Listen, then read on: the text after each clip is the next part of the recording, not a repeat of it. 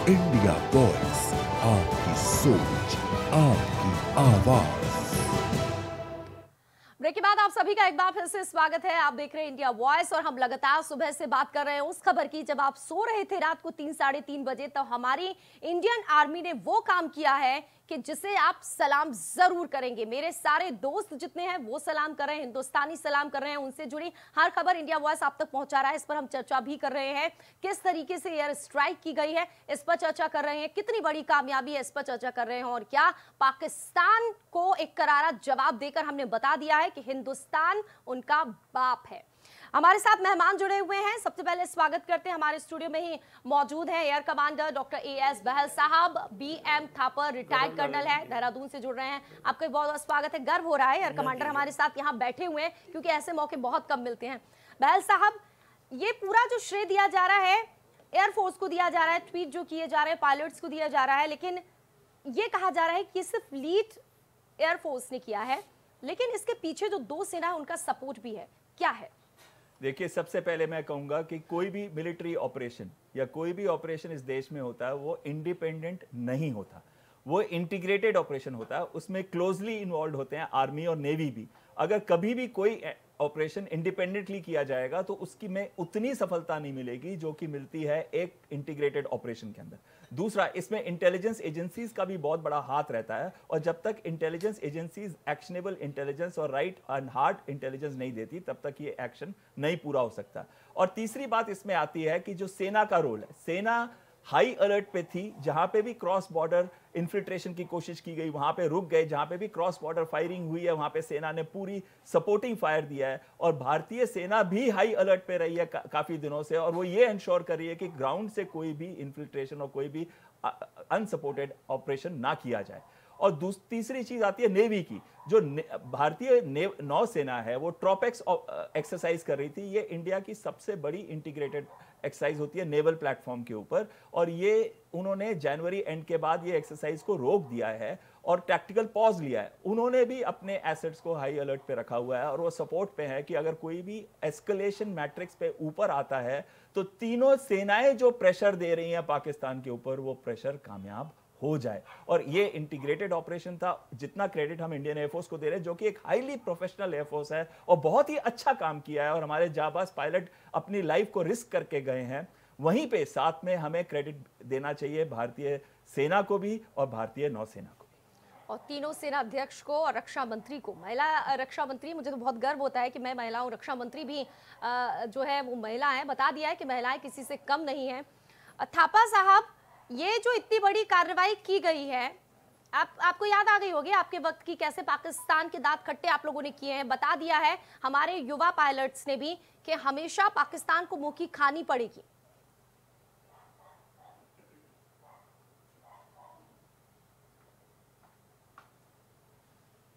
थापा साहब, आवाज आ रही है क्या?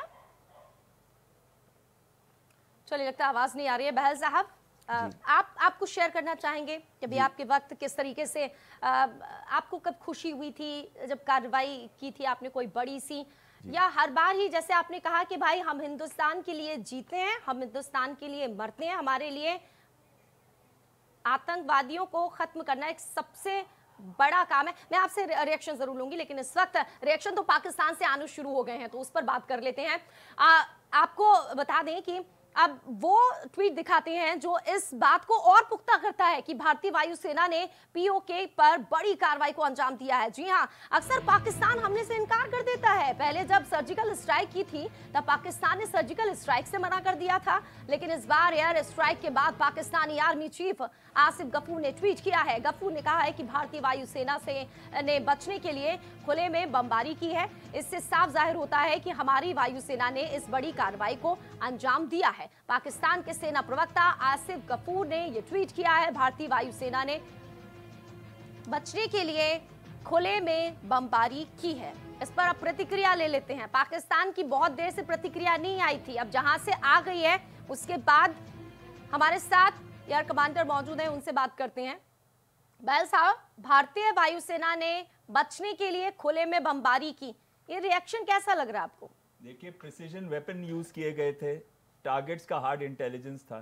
अगर उन पे अटैक किया गया है तो उसके बाद थोड़ा समय लगेगा एक्चुअल कितना डैमेज हुआ वो आने में, लेकिन पाकिस्तानी सेना जो है कभी भी नहीं कहेगी कि जैसे कि उरी के बाद उन्होंने कहा था कुछ नहीं हुआ, वैसे ही अभी भी कहेंगे कि कुछ नहीं हुआ, कोई मरे नहीं, कोई हताहत नहीं हुए, कोई टेरर इंफ्रास्ट्रक्चर था ही नहीं तो क्या डिस्ट्रॉय हुआ होगा, वो ये जरूर कहेंगे। लेकिन जो फिल्म्स आती हैं मिराज पायलट्स की, उनके हेड अप डिस्प्लेस पे या उनके रिकॉर्डिंग कैमरास पे, तो वो फिल्म्स कभी ना कभी तो रिलीज होंगी, उससे भी हमें काफी हद तक इनपुट्स मिल जाएंगे। और जो ग्राउंड से इंटेलिजेंस बाद में बाहर निकलेगी तो एग्जैक्ट डैमेज क्या हो वो भी पता चल जाएगा, लेकिन डैमेज जरूर हुआ होगा, तभी तो पाकिस्तान घबरा के ऐसे ऐसे ट्वीट कर रहा है। और तभी उन्होंने कहा कि भारतीय वायुसेना के जहाज ओपन में बमबारी करके चले गए, क्योंकि वो कभी भी एक्सेप्ट नहीं करेंगे कि उनके पास टेरर इंफ्रास्ट्रक्चर था, और कभी भी एक्सेप्ट नहीं करेंगे कि वो टेरर इंफ्रास्ट्रक्चर को डिस्ट्रॉय करने में भारतीय वायुसेना का कोई हाथ हो।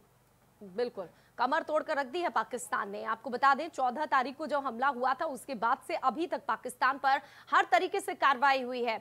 मोस्ट फेवर्ड नेशन का दर्जा छीन लिया, उसके बाद जो यहाँ हिंदुस्तान में कश्मीर में बैठे हुए थे उन लोगों के खिलाफ भी कार्रवाई की गई है, लगातार कार्रवाई की जा रही है। बहल साहब, आपकी बात अधूरी रह गई थी, मैं आपसे कह रही थी अनुभव आप साझा करिए जरा। इसके पहले आपने जो कुछ किया है और अब जो हमारे युवा पायलट कर रहे हैं, कैसा महसूस होता है, कितना मुश्किल होता है? और मेरे करियर में तो एक ही लड़ाई हुई थी जो कारगिल वॉर था, क्योंकि 71 में तो मैं भी 10 साल का ही बच्चा था, तो जो कारगिल वॉर था उसको बहुत क्लोजली मैंने देखा है। तो उस समय पे पाकिस्तानी जो इन्फिल्ट्रेटर्स थे वो ऐसी जगहों, ऐसी हाइट्स पे थे जहां पे उनको एक्यूरेटली अटैक करना बहुत मुश्किल था डम बॉम्ब्स के साथ। उस समय डम बॉम्ब का मतलब है जिस बॉम्ब में लेजर गाइडेंस या प्रिसीजन एबिलिटी नहीं होती। तो उस समय वॉर के दौरान ही ट्रायल्स हुए और लेजर गाइडेड बॉम्ब लिटनिंग पॉड के साथ मिलकर फिटमेंट की गई थी मिराज 2000 फाइटर में, जो जहाज आज इस्तेमाल हुए। और उसमें उस समय मुझे याद है, उस समय जो विंग कमांडर थे, आज वो एयर मार्शल हैं, तो वो उन्होंने जाके टाइगर हिल के ऊपर अटैक किया था। रघु नंबियार है उनका नाम। तो उन्होंने अटैक किया और बड़ा एक्यूरेटली अटैक किया था कि वो टाइगर हिल में जो बंकर्स थे उसमें जो बैठे हुए आतंकी और इन्फिल्ट्रेटर्स थे वो सारे के सारे हताहत हो गए थे। और उसके बाद से उनका विड्रॉल शुरू हो गया था कारगिल द्रास सेक्टर से। तो ये मेरे मन में बिल्कुल अंकित है कि कैसे प्रिसीजन स्ट्राइक से एक आतंकी के जो छोटे छोटे बंकर्स होते हैं उनको भी नहीं छोड़ा जाता, तो अगर एरिया टारगेट हो वो तो पूरा का पूरा ध्वस्त हो ही जाता है। 1999 के बाद 2019 में इतनी बड़ी कार्रवाई हुई है, पाकिस्तान को हर बार मुंह की खानी पड़ती है। थापा साहब, आवाज अगर मेरी आ रही हो तो मैं आपसे भी आपके अनुभव साझा करने चाहूंगी, क्योंकि मुझे तो बहुत गर्व हो रहा है। एयर कमांडर कर्नल हमारे साथ बैठे हुए हैं, इन लोगों के साथ मैं बात कर रही हूँ, जाबाज जो लोग हैं, आप अनुभव शेयर करेंगे?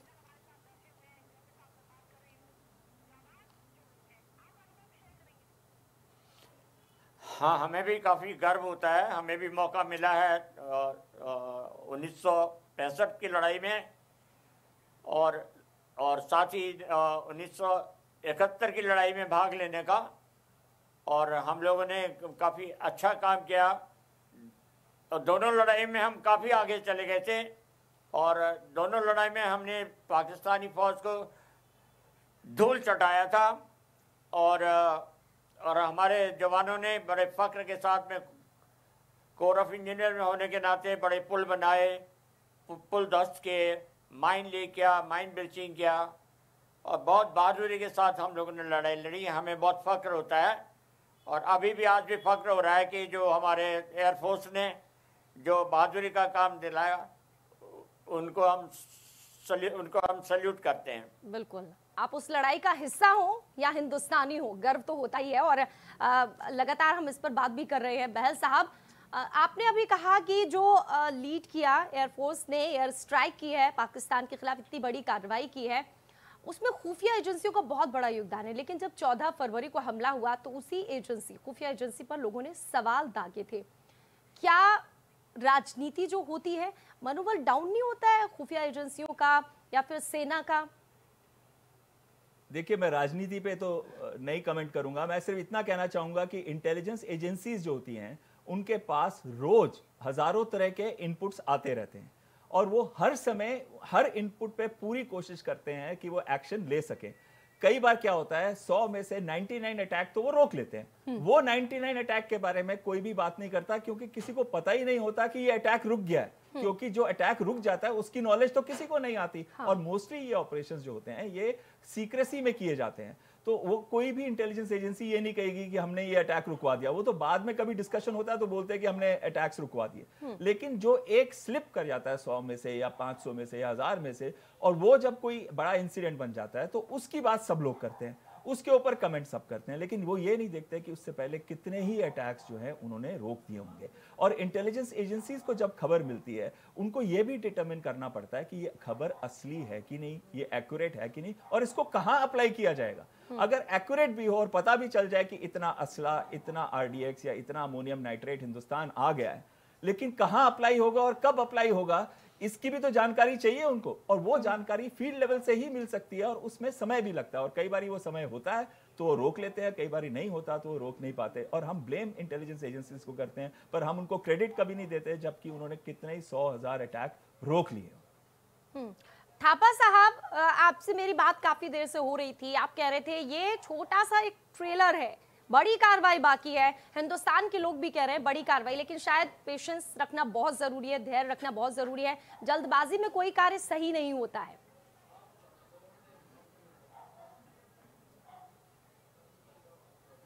बहुत ठीक कह रही हैं आप, क्योंकि प्रेसिडेंट यूएसए के जो है कुछ दिन पहले से बोल रहे थे कि भारत एक बड़ी ही कार्रवाई करने वाला है, तो लेकिन भारत ने चुप्पी साधी। जो प्लानिंग और एग्जीक्यूशन सब होता है ये टॉप सीक्रेट होता है। कार्य करने के बाद जब सफलता मिल जाती है तभी खुशी होती है, जैसे कि आज सारे भारत के देशवासियों को खुशी हो रही है। पुलवामा का जो उन्होंने गलती किया उसका आज सजा उनको भुगतना पड़ रहा है, और आगे अभी न जाने कितने ऐसे हमारे सर्जिकल स्ट्राइक होंगे, पाकिस्तान उसको भुगतेगा और अपना टेररिस्ट एक्टिविटीज हमेशा के लिए बंद कर देगा। यही हमारा अभिलाषा है, यही हमारी इच्छा है, हमारा सरकार भी यही चाहती है। बिल्कुल बहल साहब, जैश के जो आतंकी ठिकाने हैं उन्हें तबाह किया गया। खबरें मिल रही है कि शीर्ष जो नेता हैं, आका हैं, वो मारे गए हैं। अब लोग इस बात को भी सुनना चाह रहे हैं मसूद जिंदा है या मर गया। देखिए, ऐसे लगता नहीं है कि मसूद अजहर कहीं पे भी इस एरियाज में होगा। उसे तो पाकिस्तान आर्मी ने सेफ रखा हुआ है, लेकिन कभी ना कभी तो मसूद अजहर बाहर निकलेगा। और दूसरी बात यह है कि जब भी निकलेगा उसको हमेशा डर रहेगा कि भारतीय वायुसेना आके वहीं पे उसको मार देगी। तो ये डर जो उसके अंदर आ गया है, ये बहुत जरूरी है कि वो अपनी आतंकी गतिविधियों को कम करे। लेकिन क्या कहना कि आतंकी गतिविधियां बंद हो जाएंगी? बिल्कुल नहीं। ये कुछ समय तक चुप रहेंगे और उसके बाद फिर एक्टिव होंगे। इसलिए बहुत जरूरी है कि मसूद अजहर को भी खत्म कर दिया जाए जैसे ही एक्शनेबल इंटेलिजेंस मिलती है। और पाकिस्तानी सेना को जितना हम एक्सपोज कर सकते हैं उतना एक्सपोज करें, ताकि आगे से वो किसी भी आतंकी संगठन के साथ मिलकर, चाहे वो जैश-ए मोहम्मद का हो, लश्कर तैयबा का हो, हिजबुल मुजाहिदीन का हो, या कोई भी ऐसी आतंकी संगठन है, उसके साथ मिलकर ये हरकत ना कर से। पाकिस्तानी सेना को एक्सपोज करना हमारा दूसरा बहुत ही इंपॉर्टेंट स्ट्रेटजी रहनी चाहिए। पाक के लिए तो बस यही कहा जा रहा होगा, हाउ इज द खौफ हाय।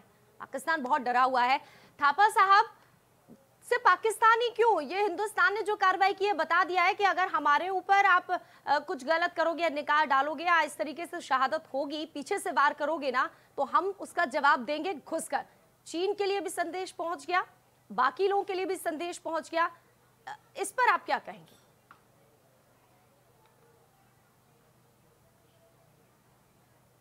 ये टिट फॉर टैट है।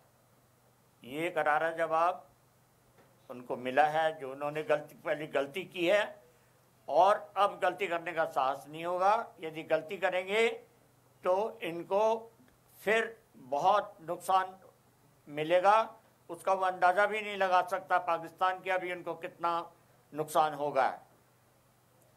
और ये सब सीक्रेट प्लानिंग है भारत की, इसको हम लोग एक्सपोज नहीं करते हैं कब क्या होगा। ये प्लानिंग की जाती है, तब एक्टिवेट किया जाता है, तब ये हमारे लाइमलाइट में आता है।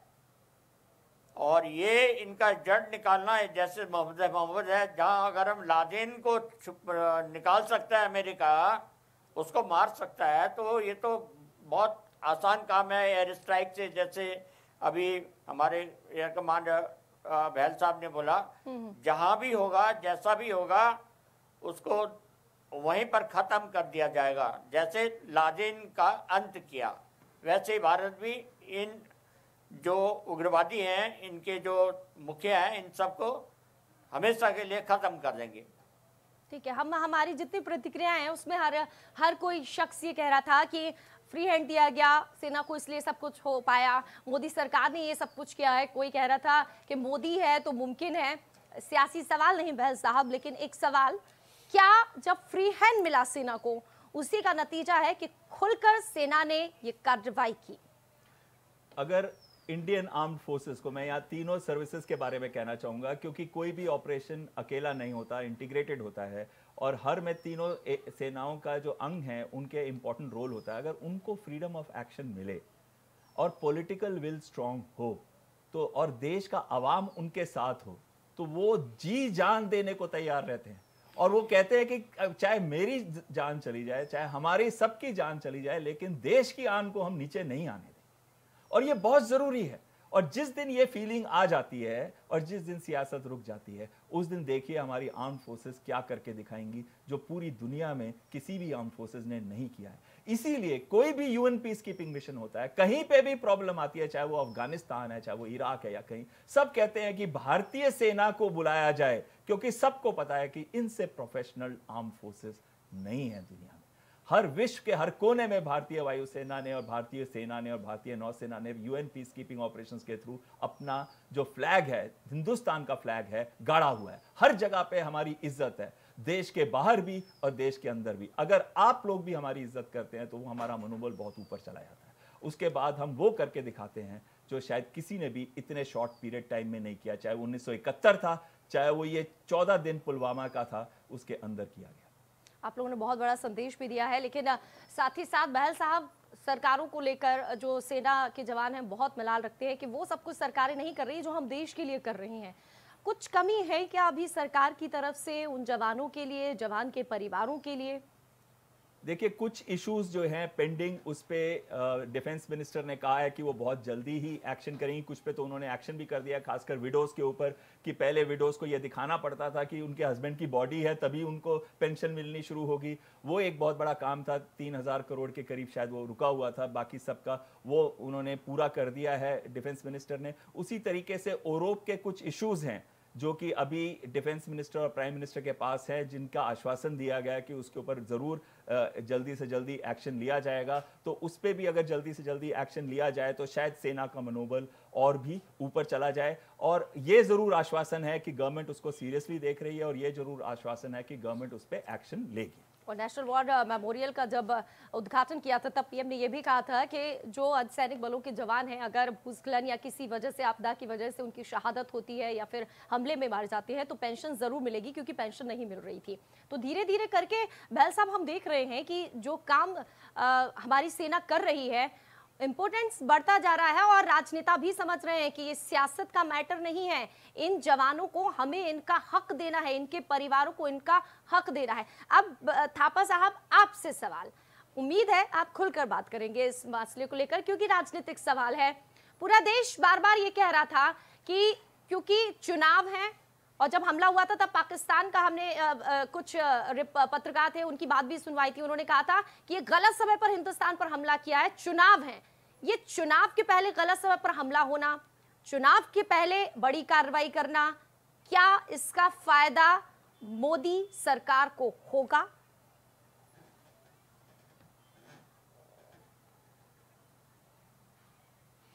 ये सरासर गलत है, इसमें राजनीतिक नहीं होनी चाहिए। देश में हमला हुआ है, बदला लेना बहुत जरूरी होता है, और जो भी सरकार ने किया है बहुत उचित कदम उठाया है। अगर अन्य राजनीतिक दल इसमें राजनीति करते हैं तो उसको गौर नहीं करना चाहिए इस समय, क्योंकि हमारा देश एक बहुत ही कठिन स्थिति में है, कठिन परिस्थिति में गुजर रहा है, लोग शहीद हो रहे हैं, और उसका बदला बहुत अच्छा लिया सरकार ने और अच्छा लेगी। और सरकार जैसे अभी बताया है कि हमारे जो वीर नारीज हैं, जो हमारे पेंशनर हैं, या 1 लाख 1 पेंशन है, और या जो हमारे सीआरपीएफ है, आईटीबीएफ है, बीएसएफ वालों को पेंशन नहीं मिलती है, वो भी आश्वासन दिया है सरकार ने कि उनको भी उनका भी मनोबल ऊंचा करने के लिए उनको भी पेंशन दी जाएगी। एक बहुत ही न्याय उचित कदम सरकार ले रही है और अच्छा कर रही है। इसमें हम सब सरकार के साथ हैं जी। इसमें कोई हमारा राजनीतिक से संबंध नहीं है, देश के हित में है। मुझे पता था सर, मुझे पता था यही जवाब आएगा, यही जवाब आएगा, क्योंकि ये सेना के लोग हैं, ये वो सियासतदान नहीं है जो सियासत करें। बहुत बहुत शुक्रिया थापा साहब आपका, बैल साहब का बहुत शुक्रिया हमसे चर्चा में यहाँ चर्चा की आपने, हमारे यहाँ पर वक्त देने के लिए। तो भारतीय वायुसेना ने जो काम किया है हर कोई सलाम कर रहा है, और जो शहादत हुई है उन शहीद जवानों के लिए ये श्रद्धांजलि भी है। लगातार इंडिया वॉइस देखते रहिए, खबरें जारी रहेगा। फिलहाल इस बुलेटिन में इतना ही।